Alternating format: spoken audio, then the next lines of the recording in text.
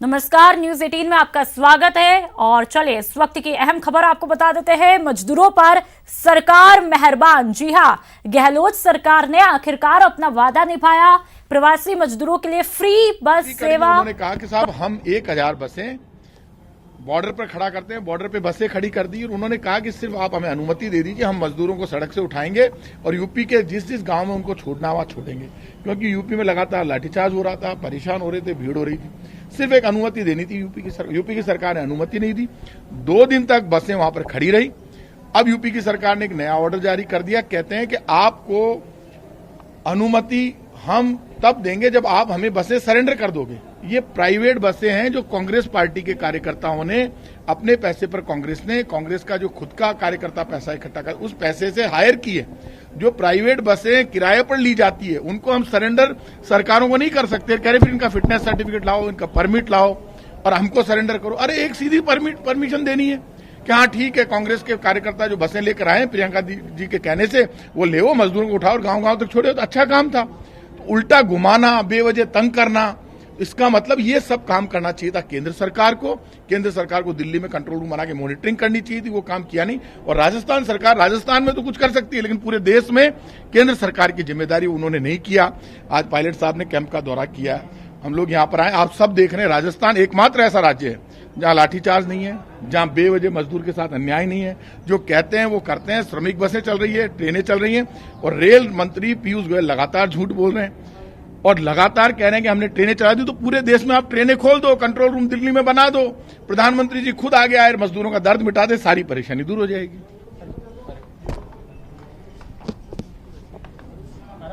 जब देश में पहली बार लॉकडाउन लगा था, किसी ने कल्पना नहीं करी थी कि इस महामारी के खिलाफ जो संघर्ष पूरे देश को करना है उसका इतना बड़ा भार इस देश के श्रमिकों और मजदूरों को सहना पड़ेगा। पहली बार देखा था हमने लाखों की संख्या में बुजुर्ग, बच्चे, श्रमिक, औरत, आदमी सब बॉर्डर पर फंसे हुए थे। और पिछले कुछ दिनों में सब्र का बांध लोगों का टूटा है। और मुझे बड़ा दुख है कि आज इस चुनौतीपूर्ण घड़ी में भी आरोप प्रत्यारोप का दौर चल रहा है। कोई कारण नहीं है कि इस देश के मेहनतकश लोग, जिन्होंने अपने हाथों से इतनी बड़ी बड़ी इमारतों का निर्माण किया है, इस देश को अपने पैरों पर खड़ा किया है, वो हमारे चाहे कृषि श्रमिक हों, चाहे हाथ से मजदूरी करने वाले लोग हों, ठेला रेडी चलाने वाले लोग हों, जो लोग आज अपने गांव वापस जाना चाहते हैं, उनके लिए इतने असमंजस पैदा कर दिया केंद्र की सरकार ने कि हम बयान नहीं कर सकते हैं। हम लोग चाहते हैं कि हर व्यक्ति को अधिकार है अपने घर पहुंच जाने का, और उसकी सुरक्षा, उसके खाने पीने का इंतजाम करना उस सरकार की जिम्मेदारी है जिस राज्य में वो लोग हैं। हम लोगों ने बीड़ा उठाया है कि हम सब लोगों को सुरक्षित और उनको उनके मंजिल तक पहुंचाने का काम करेंगे, चाहे ट्रेनों से हो चाहे बसों से हो। लेकिन जैसा यूपी की सरकार कर रही है वो बिल्कुल निंदनीय है। और जो 1000 बस हम लोगों ने करके दी थी कांग्रेस पार्टी की तरफ से, प्रियंका गांधी ने करी थी यूपी ले जाने के लिए, पहले परमिशन नहीं दी, अब परमिशन देते हुए कहा कि इन बसों को लखनऊ भेज दीजिए। मतलब लोगों को इंतजार कराना, घुमाए रखना। और जिन कार्यकर्ताओं ने, कांग्रेस लोगों ने अपनी गाड़ी कमाई के पैसे से श्रमिकों के लिए बसों का इंतजाम किया है, उन बसों को बेवजह बॉर्डर पर रोक लेना, ये कहाँ की इंसानियत है, कहाँ की राजनीति है।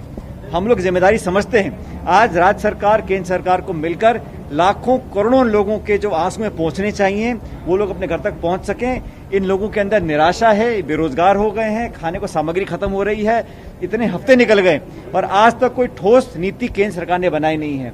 राजस्थान में हम लोगों ने, सरकार ने और पार्टी ने मिलकर सैकड़ों लोगों को वापस भेजा है और लाखों लोग वापस आना भी चाहते हैं। लेकिन मुझे दुख होता है जब श्रमिकों के नाम पर, चाहे वित्त मंत्री महोदय हों जिन्होंने राहुल गांधी जी के बारे में टिप्पणी करी, वो निंदनीय है, अशोभनीय है।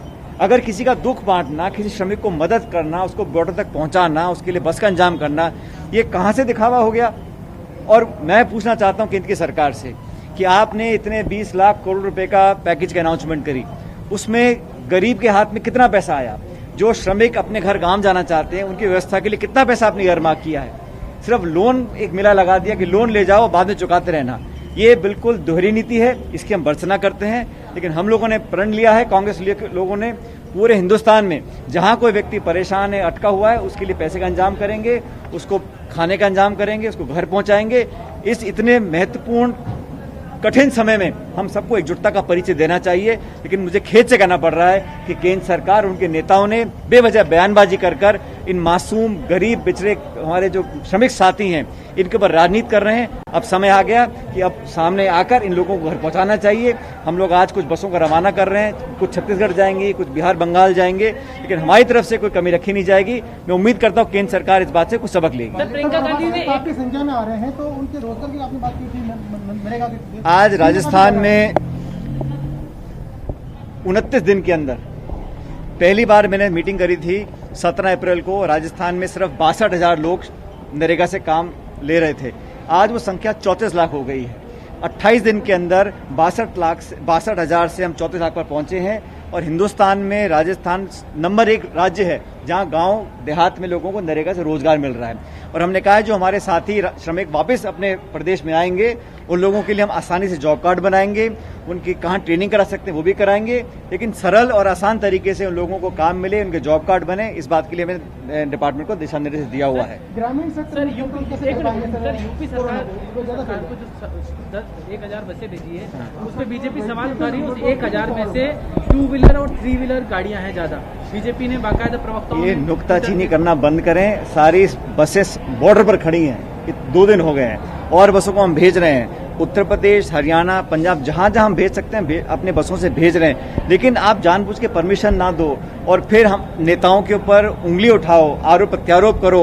मुझे समझ में नहीं आता कि आज के दिन आप किस इंसानियत का परिचय दे रहे हो। आज तो आपको मदद करनी चाहिए और एक दूसरे की पार्टी विचारधारा से परे हटकर लोगों की सहायता करने का एक काम करना चाहिए, वो नहीं कर पा रहे हैं। लेकिन कालिद साहब जो नंबर दिए थे उसके रजिस्ट्रेशन पर सवाल उठाया कि वो नंबर बसों के नहीं थे, ये बड़ी बात। आप सब लोग जानते हो, आप कृपा करके भरतपुर अलवर बॉर्डर पे चले जाइए, वहाँ बसें खड़ी हैं। आज और बसें जा रही हैं। बसें 990 हैं, 1010, ये महत्वपूर्ण नहीं है। महत्वपूर्ण ये है कि हमने बसें करा दी, उनको परमिशन नहीं दी गई। अब परमिशन जब प्रियंका गांधी ने पब्लिक में कहा मुख्यमंत्री महोदय से, तो उन्होंने कहा उन बसों को पर लखनऊ भेजो, वहां से परमिट दी जाएगी। मतलब वो घुमाने का काम कर रहे हैं बजाय लोगों की मदद करने का। मैं समझता हूँ बड़ा दुखद है और जनता इस बात को याद रखेगी। तो ग्रामीण क्षेत्र में कंट्रोल कैसे होगा? ये हमारी, मैं शुरू से कह चुका हूँ, अभी तक देश भर में सिर्फ शहरों तक सीमित रहा है संक्रमण।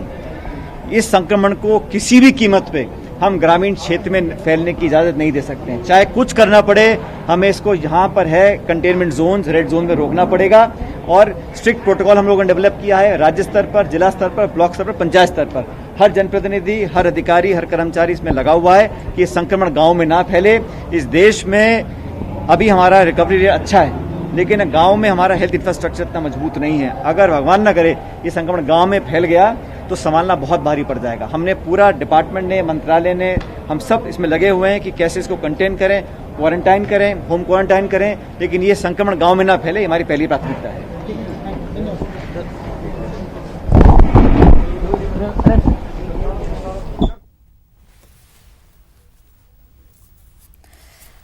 तो हमने देखा कि किस तरह से गहलोत सरकार ने अपना वादा निभाया और एक बार फिर साबित कर दिया कि मजदूरों के साथ में है सरकार और लगातार उनके हित में। जिस तरह का संकट काल, कोरोना काल चल रहा है, इस दौर में लगातार मजदूरों पर ध्यान दिया जा रहा है और ये पूरी कोशिश है कि उन्हें सुरक्षित अपने राज्य भेजा जाए।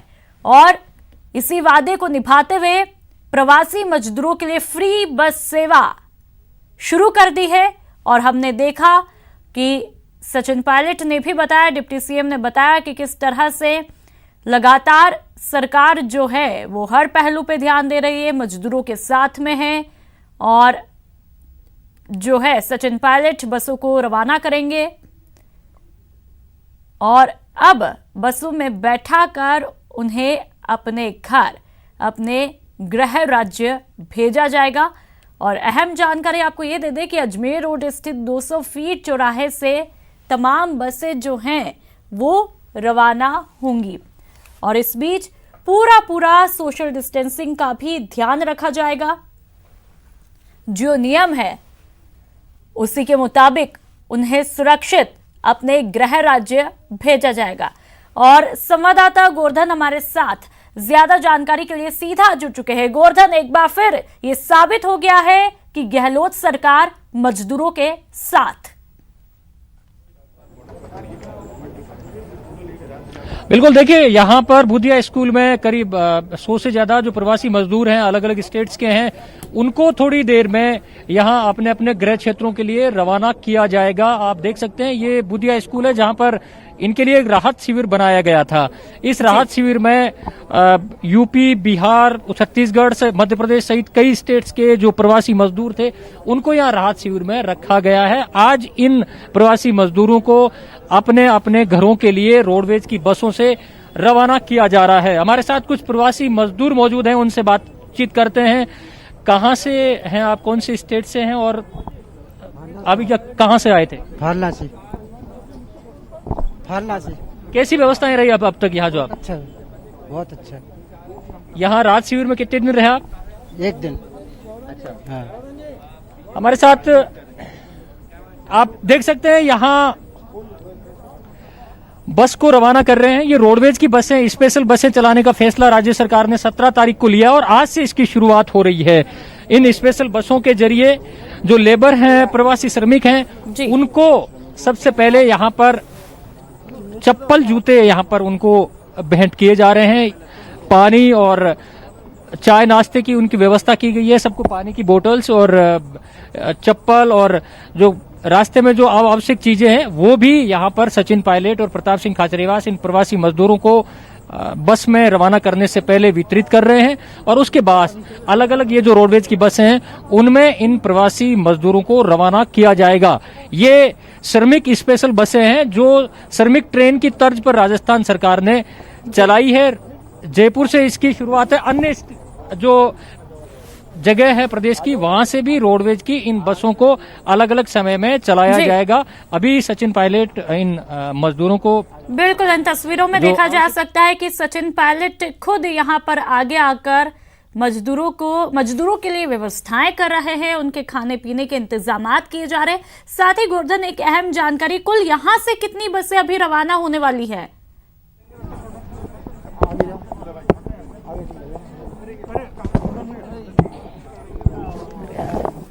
देखिए यहाँ से ये करीब आधा दर्जन बसें हैं जो अलग अलग राज्यों के लिए रवाना होंगी। हर जो बस है उसमें सोशल डिस्टेंसिंग का पालन कराते हुए मजदूरों को यहाँ पर बैठा रवाना किया जाएगा, क्योंकि कोरोना के चलते सोशल डिस्टेंसिंग भी बहुत अनिवार्य हो गई है। और यही वजह है कि एक बस में करीब 25 से 30 प्रवासी श्रमिकों को ही बैठाया जाएगा।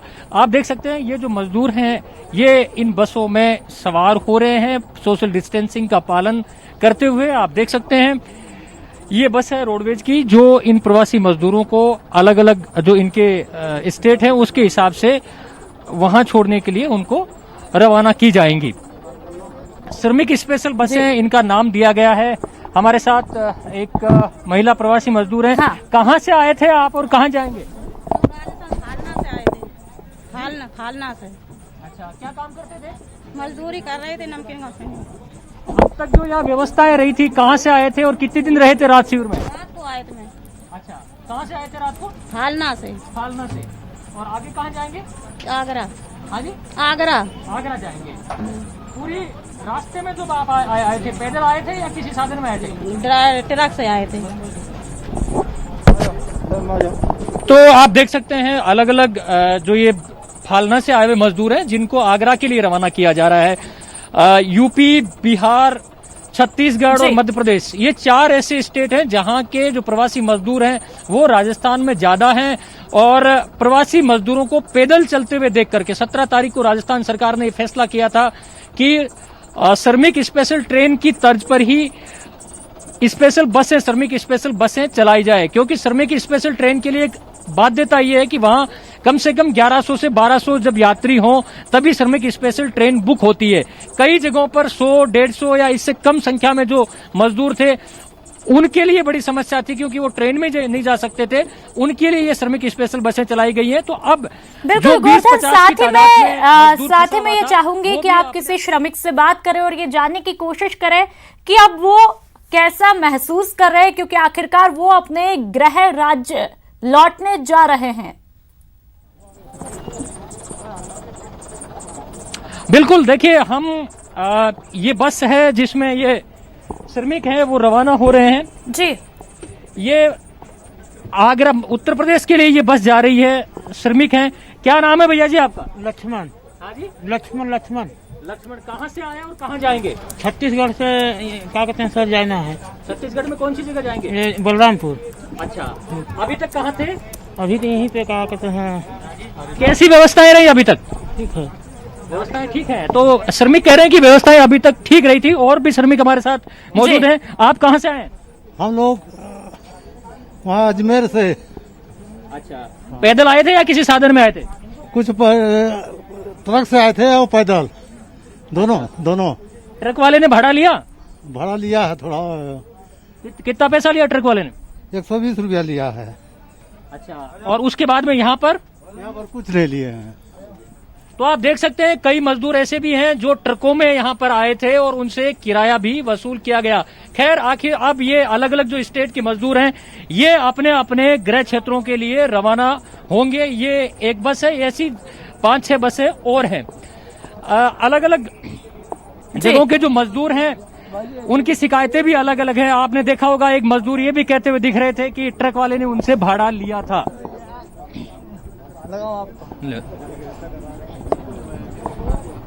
जी बिल्कुल गोवर्धन, तो हमने तस्वीरों के जरिए हम अपने दर्शकों को व्यवस्थाएं बता रहे हैं कि किस तरह से मजदूरों के लिए पुख्ता इंतजामात किए गए हैं। बसेस लगा दी है, श्रमिक ट्रेन के जो स्पेशल श्रमिक ट्रेन चलाई गई थी उसी की तर्ज पर, जिससे वे पूरी सहूलियत के साथ अपने गृह राज्य पहुंच जाए। तो आखिरकार गोवर्धन, ये कहना उचित रहेगा कि जिस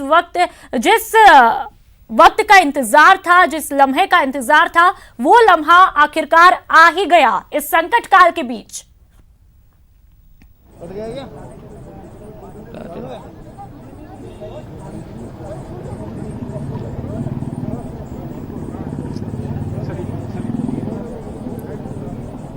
जी गोवर्धन, आप तक हमारी आवाज पहुंच पा रही है? बस की तरफ करिए ना। चलिए, लगता है कि संपर्क कट चुका है। फिर से जुड़ने की कोशिश करेंगे, लेकिन लगातार तस्वीरें न्यूज़ 18 राजस्थान अपने दर्शकों तक पहुंचा रहा है और साथ ही ये तस्वीरें ये मैसेज भी दे रही है कि किस तरह से गहलोत सरकार जो है वो लगातार मजदूरों के साथ में है और उनके हित में लगातार कदम उठाए गए थे, उठाए जा रहे हैं और उठाए जाएंगे। आप देख सकते हैं कि किस तरह से यहाँ पर बसेस लगाई गई और उन्हें अपने गृह राज्य भेजने की तैयारियां यहां पर पूरी तरह से शुरू हो चुकी है। और साथ ही गोवर्धन हमारे साथ फिर से जुड़ चुके। गोवर्धन, तो ये कहना उचित रहेगा कि जिस लम्हे का इंतजार था वो लम्हा आखिरकार एक लंबे वक्त के बाद और संकट काल के बीच ही आ गया। बिल्कुल, देखिए लंबे अरसे के बाद एक काफी इनके कष्ट झेलने के बाद ये जो प्रवासी मजदूर हैं इनको वापस जाने के लिए ये श्रमिक स्पेशल बसें यहाँ पर इनकी व्यवस्था करवाई गई है। हमारे साथ डिप्टी सीएम सचिन पायलट मौजूद हैं। पायलट साहब, प्रवासी मजदूर लंबे अरसे से पैदल चल करके और जैसे तैसे ये पूरी श्रमिक स्पेशल बसें कराने की व्यवस्था की गई है, क्या टारगेट तय किया सरकार ने? कब तक ये प्रवासी मजदूर है अपने घरों तक पहुंच जाएगा? केंद्र सरकार का दिल पसीजना चाहिए। हम देखते हैं अखबार में, टेलीविजन में लाखों की संख्या में बच्चे, बुजुर्ग, महिला नंगे पैर 100 किलोमीटर चल रहे हैं। हम लोगों ने बीड़ा उठाया है कि हर व्यक्ति को सुरक्षित उसके गांव पहुंचाएं, घर पहुंचाएं। ये ना सिर्फ जिम्मेदारी हमारी संवैधानिक है लेकिन नैतिकता के आधार पर भी जितना जरूरत होगा उतना हम बसें कराएंगे। सरकार भी कर रही है, संगठन ने भी कराया है, ट्रेन ने भी कराई है, बसें भी कराई हैं। आज भी कुछ लोगों को रवाना किया है, उनको खाने की सामग्री दी है, जिनके पास चप्पल जूते नहीं, चप्पल जूते भी दिए हैं। हम तो हर संभव सहयोग कर रहे हैं कि लोग अपने गाँव पहुँच सकें। वो बेरोजगार हैं, भूखे हैं, परेशान हैं, सब्र का बांध टूट रहा है। इस कठिन समय में उनकी मदद करनी चाहिए। सर, रोजगार एक बहुत बड़ा इश्यू है क्योंकि प्रवासी मजदूर करीब 6 लाख के आसपास का आंकड़ा अब तक आ चुका है कि वो राजस्थान में आ चुके हैं। अब सबसे बड़ा सवाल है कि उसका रोजगार का क्या होगा, क्योंकि वो तत्काल जहां पे उसका रोजगार था वहां पहुंच नहीं सकता। नरेगा में कैसे रोजगार देंगे? काम वापस जो आ रहे हैं उनके लिए हमने जॉब कार्ड बनाना सरल कर दिया। हर व्यक्ति जो आएगा, काम मांगेगा, काम मिलेगा उसको। और मैंने अधिकारियों को निर्देशित किया है कि बहुत सरल तरीके से उनके काम दिए जाएं और इंडिविजुअल काम दिए जाएं। और जो बाकी लोग आ रहे हैं उनको अलग अलग ट्रेनिंग करा के अलग अलग सेक्टर में एडजस्ट किया जाएगा। लेकिन नरेगा में जो भी कोई व्यक्ति काम मांगेगा उसको पूरी तरह से उसको काम दिया जाएगा। एक दिक्कत और आ रही है, इंडस्ट्रियलिस्ट कई जो इंडस्ट्री एसोसिएशन है, कई व्यापारी हैं, उनका अब ये कहना है कि उन्होंने इंडस्ट्री शुरू कर दी, लेकिन बहुत से जो ऐसे उद्योग हैं जिनमें स्पेसिफिकेशन चाहिए, दक्ष मजदूर चाहिए, उनके पास वो दक्ष मजदूर है नहीं।